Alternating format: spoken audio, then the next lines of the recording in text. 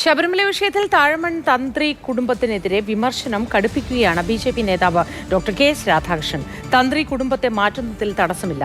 ആന്ധ്രയിൽ നിന്ന് താഴമൺ തന്ത്രി കുടുംബം എത്തുന്നതിന് മുൻപ് ശബരിമല ക്ഷേത്രം ഉണ്ടായിരുന്നില്ലേ എന്നും രാധാകൃഷ്ണൻ ചോദിച്ചു. തന്ത്രിയായി നിയമിക്കുന്നതിന് മുൻപ് രാജീവരുടെ മകന്റെ യോഗ്യത പരിശോധിക്കണമെന്നും രാധാകൃഷ്ണൻ ആവശ്യപ്പെട്ടു. ഞാനില്ലെങ്കിൽ എൻ്റെ മകൻ എന്ന് പറഞ്ഞാൽ ആ മകൻ കോമ്പീറ്റന്റ് ആണോ ഇല്ലയോ എന്ന് അറിയണ്ടേ? അദ്ദേഹം സ്വയം മാറി നിന്നിട്ടാണ് മകനെ ആക്കാൻ പറയുന്നത്. അതെ, അത് മാറിക്കോട്ടെ.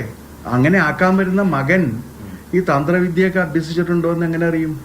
ഞാൻ ചോദിക്കട്ടെ, ഈ ശബരിമല ക്ഷേത്രം ഈ താഴമൺ കുടുംബം ആന്ധ്രയിൽ നിന്ന് വന്നതിന് ശേഷം ഉണ്ടായതാണോ ശബരിമല? ആണോ? അതിനു മുമ്പില്ലേ? അപ്പൊ അതിനൊരു തന്ത്രി ഉണ്ടായിട്ടില്ലേ? ആ തന്ത്രിയെ മാറ്റിയിട്ടല്ലേ ഈ തന്ത്രി വന്നത്. അപ്പൊ തന്ത്രിയെ മാറ്റിയാൽ കുഴപ്പമില്ല എന്നല്ല അതിന്റെ അർത്ഥം. തൽക്കാലം അവര് മാറി നിൽക്കട്ടെ. തന്ത്രിയെ പിന്തുണയ്ക്കണമോ എന്ന വിഷയത്തിൽ ബി.ജെ.പിയിൽ രണ്ട് അഭിപ്രായമാണ്. പ്രശാന്ത് കൃഷ്ണ വിവരങ്ങളുമായി ചേർന്നു. പ്രശാന്ത്, ഈ തന്ത്രിയെ പിന്തുണയ്ക്കുന്ന കാര്യത്തിൽ രണ്ട് അഭിപ്രായങ്ങൾ ഉയരുന്നത് എന്തൊക്കെയാണ് വിശദാംശങ്ങൾ?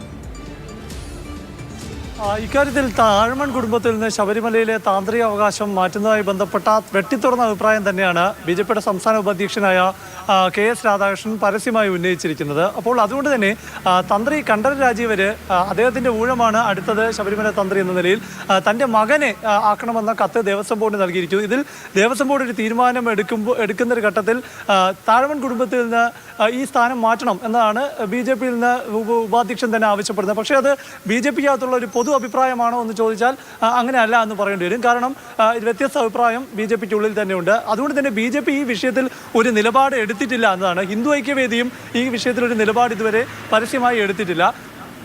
തന്ത്രവിദ്യാപീഠവും അതുപോലെ തന്നെ ധർമാചാര്യ സഭയും ഒക്കെയാണ് ഇക്കാര്യത്തിൽ ഒരു അഭിപ്രായം സ്വരൂപിച്ചെടുക്കേണ്ടത് എന്ന നിലപാടെടുത്ത് ഹിന്ദു ഐക്യവേദിയും വിശദീകരിക്കുന്നു. ഇതിലേറ്റവും പ്രധാനം തന്ത്രി കണ്ഠരര് രാജീവരെ ശബരിമല സ്വർണ്ണക്കൊള്ള കേസിൽ അറസ്റ്റ് ചെയ്തതും പ്രതിയാക്കിയതുമെല്ലാം തന്നെ രാഷ്ട്രീയ ഗൂഢാലോചനയാണ് എന്ന ഒരു നിലപാടെടുക്കുകയും തന്ത്രിയെ വീട്ടിൽ പോയി നേതാക്കൾ കാണുകയും അപ്പോൾ അങ്ങനെ ജാമ്യം കിട്ടിയപ്പോൾ വീട്ടിൽ പോയി കാണുകയൊക്കെ ചെയ്ത രീതിയിൽ തന്ത്രിക്കൊരു മാനസികമായ പിന്തുണ നൽകിയതാണ് ബി.ജെ.പി. നേതാക്കൾ. ഈ വിഷയത്തിൽ ബി.ജെ.പിക്കുള്ളിൽ നിന്ന് തന്നെ തന്ത്രിയെ മാറ്റണം, തന്ത്രി കുടുംബത്തിൽ നിന്ന് തന്നെ ശബരിമല താന്ത്രിക അവകാശം മാറ്റണമെന്നൊരു അഭിപ്രായം പരസ്യമായി വന്നതോടെ തന്നെ ബി.ജെ.പി ഒരു പ്രതിസന്ധിയിലാണ് എന്ത് നിലപാട് സ്വീകരിക്കണമെന്ന കാര്യത്തിൽ. ശരി.